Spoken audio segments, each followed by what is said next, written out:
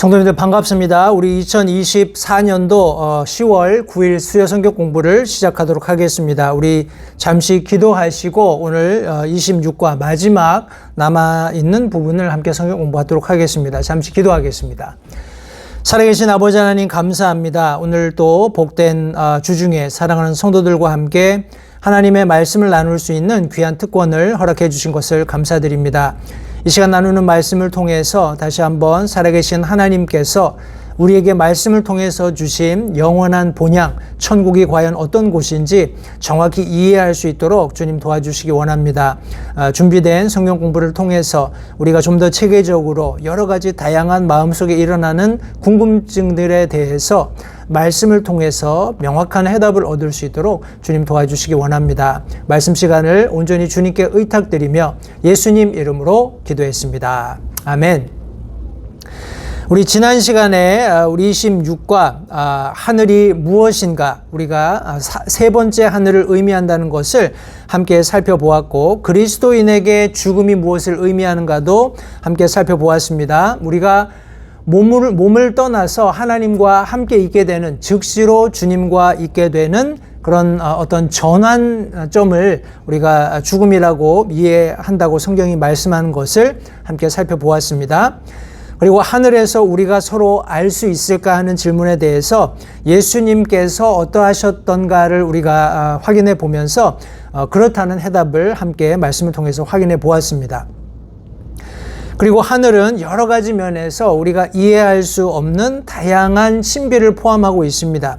해서 그런 내용들을 가지고 몇 가지 살펴보았는데, 인간의 능력이나 한계를 가지고는 적절히 묘사하는 것이 불가능하다라는 것, 그리고 하나님께서 임재하시는 곳이고 거기에 하나님의 왕좌가 있으며 여러 다양한 모습의 그런 우리 천국 셋째 하늘의 특성들이 히브리서 12장 22절부터 24절에 걸쳐서 설명되어 있는 것을 함께 살펴보았습니다. 오늘은 하늘의 예루살렘이 어떤 모습인지를 조금 더 구체적으로 살펴보겠습니다. 우리가 잘 알고 있는 요한복음 14장 2절 말씀에 의하면, 여기 말씀에 내 아버지 집에 거할 곳이 많도다. 그렇지 않으면 내가 너희에게 말해 주었으리라. 내가 너희를 위해 처소를 예비하러 가노니 하고 설명하고 있습니다. 이 말씀 속에서 예수 그리스도께서는 지금 하늘에서 여전히 우리를 위한 처소를 예비하고 계신다는 것을 분명히 설명하고 있습니다.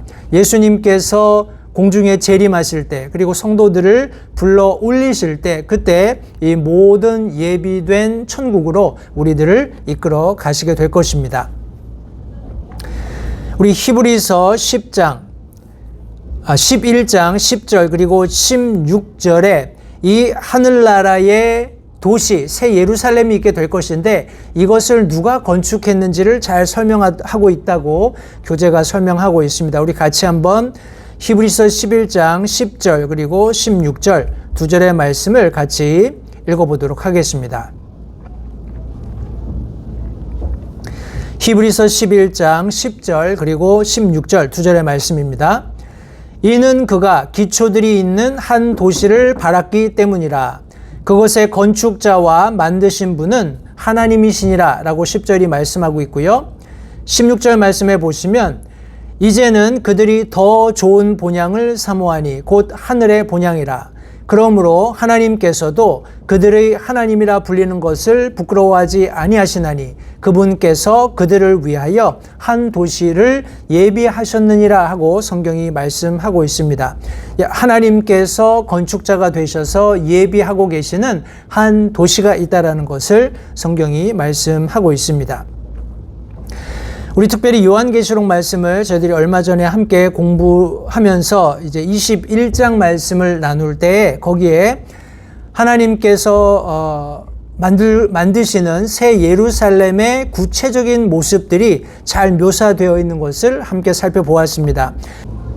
요한계시록 21장 16절 말씀에 보시면 그 도시는 네모 반듯하게 놓여 있으며 길이가 너비만큼 길더라.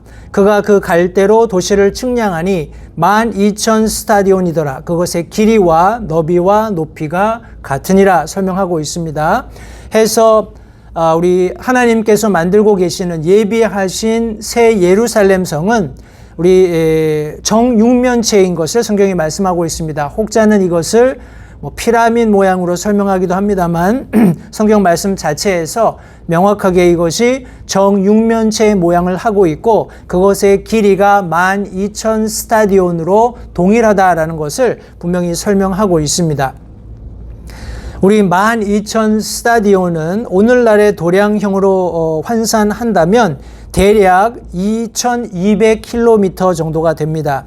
이것은 1,378마일 정도 되는 그런 거리이고요. 제가 요한계시록을 설명하면서 지구본 위에 예루살렘 성을 측량한 우리 12,000 스타디온 그 사이즈로 만들어 놓은 우리 육면체를 올려놓은 그런 사진을 제가 보여드렸던 것이 기억이 납니다.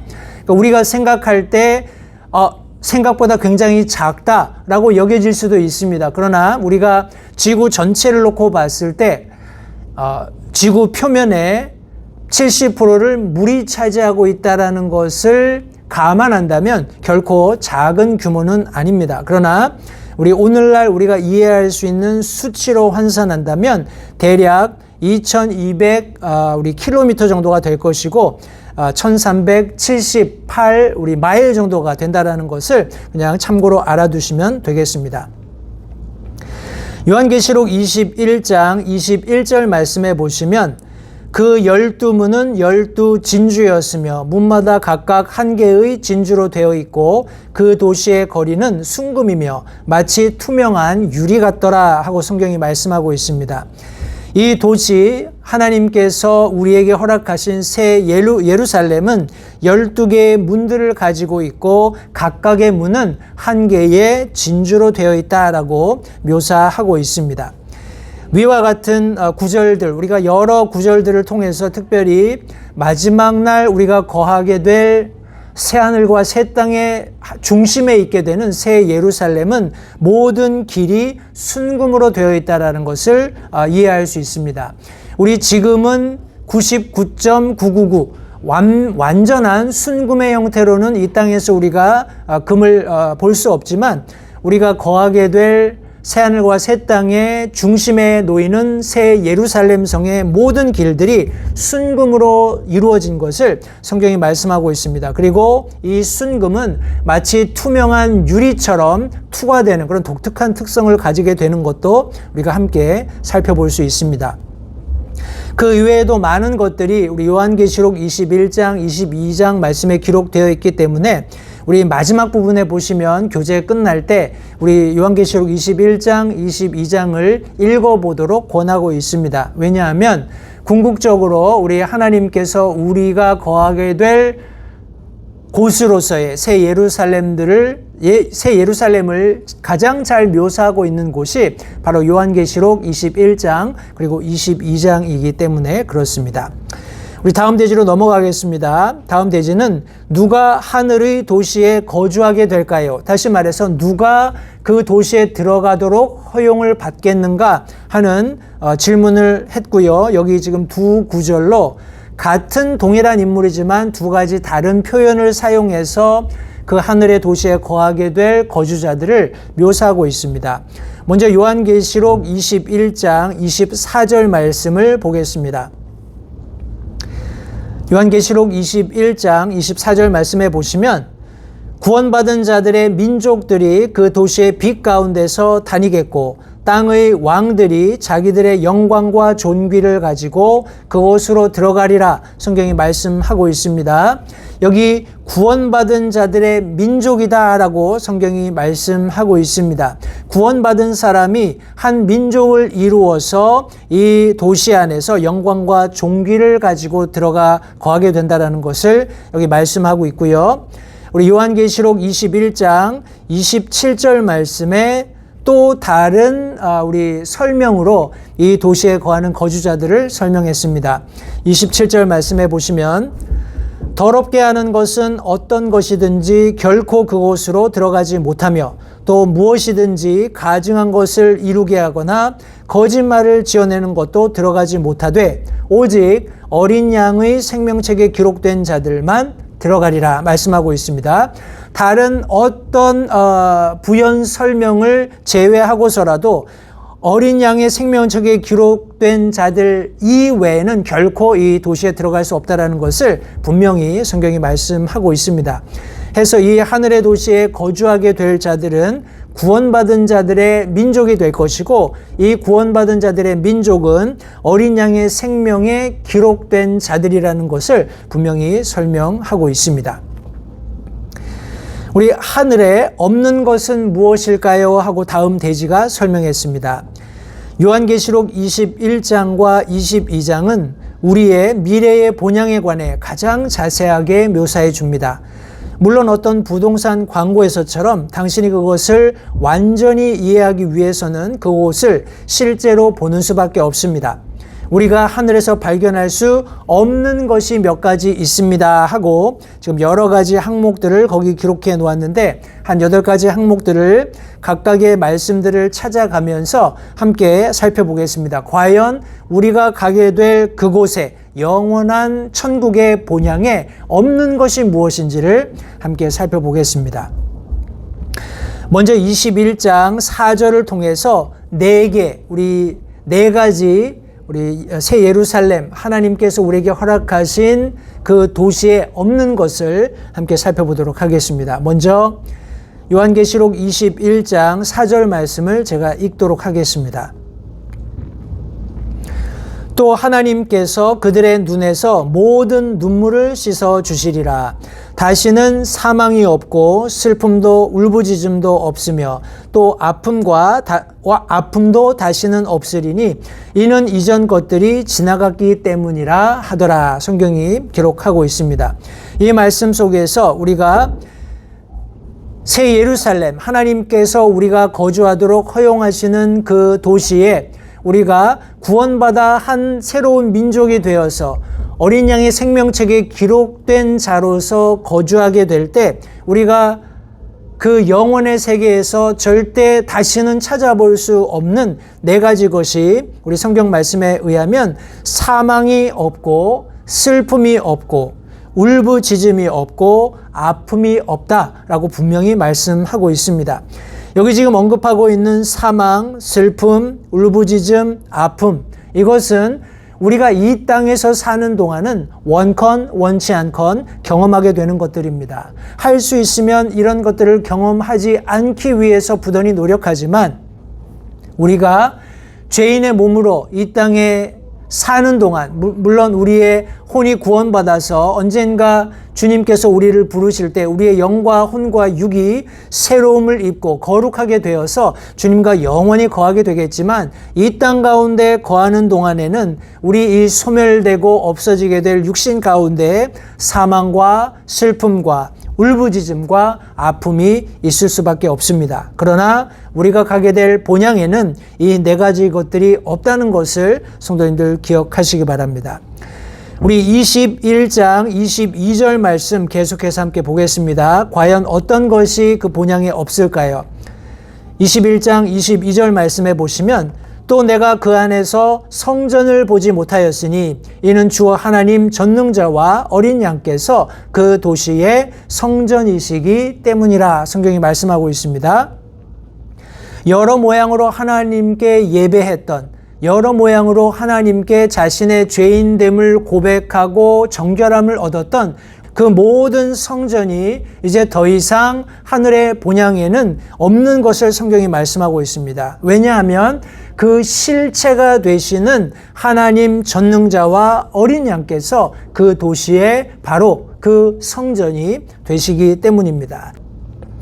우리 21장 23절 말씀에 그 도시는 해와 달이 안에서 빛을 비출 필요가 없었으니 이는 하나님의 영광이 그 도시를 밝혀주었고 어린 양께서 그 도시의 광채이시기 때문이라. 성경이 말씀하고 있습니다. 이 말씀에서 해와 달이 없음을 확인해 볼 수 있습니다. 더 이상 빛을 비추는 어떤 인위적인 창조물이 필요하지 않기 때문에 그렇다는 것입니다. 왜냐하면 어린 양께서 그 도시의 광채 그 자체가 되실 것이기 때문에 그렇습니다. 하나님 전능자와 어린 양께서 도시의 성전이시며 스스로 빛을 발하고 계시는 광채 자체이시기 때문에 성전도 해와 달도 필요 없다라는 것을 성경이 말씀하고 있습니다. 우리 21장 25절 그리고 22장 5절 말씀에 보면 우리 하나님께서 우리에게 허락하시는 하늘 그 영원한 본향에서 우리가 찾을 수 없는 것, 발견할 수 없는 것이 묘사되어 있습니다. 우리 21장 25절 말씀에 보면 거기에는 밤이 없을 터이므로 낮에 그 도시의 문들을 결코 닫지 아니하리라 성경이 말씀하고 있습니다. 22장 5절 말씀에서도 거기에는 밤이 없겠고 등잔불이나 햇빛이 그들에게 필요 없으니 이는 주 하나님께서 그들에게 빛을 주시기 때문이라. 그들이 영원 무궁토록 통치하리로다 성경이 말씀하고 있습니다. 우리 방금 읽은 두 절의 말씀을 통해서 우리 하늘에서는 밤이 더 이상 발견되지 않는다라는 것을 분명히 확인할 수 있습니다. 우리 마지막으로 기록된 22장 3절 말씀에서 무엇이 없는지 한번 살펴보도록 하겠습니다. 22장 3절 말씀에 다시는 저주가 없으며 오직 하나님과 어린 양의 왕좌가 그것 안에 있으리니 그분의 종들이 그분을 섬기며 성경이 말씀하고 있습니다. 여기 다시는 저주가 없겠다 성경이 말씀하고 있습니다. 지금 우리가 살고 있는 이 땅, 이 현 상태에서도 모든 피조물들이, 창조물들이 신음하며 고통하고 있다고 로마서는 말씀하고 있습니다. 그러나 하나님께서 새롭게 하시는 새하늘과 새 땅, 그 중앙에 거하는 우리 아름다운 새 예루살렘, 그 성에 거하는 모든 사람들에게는 사망도 슬픔도 울부짖음도 아픔도 성전도 해와 달도 밤도 그 어떤 저주도 더 이상 발견할 수 없다라는 것을 성경이 분명히 말씀하고 있습니다. 자, 그렇다면 우리는 하늘에서 무엇을 할까요? 흰 가운을 입고 날개를 퍼덕이며 하프를 연주하고 구름들 위에서 영원히 둥둥 떠다닐 것이라는 통상적인 관념에 현혹되지 마십시오.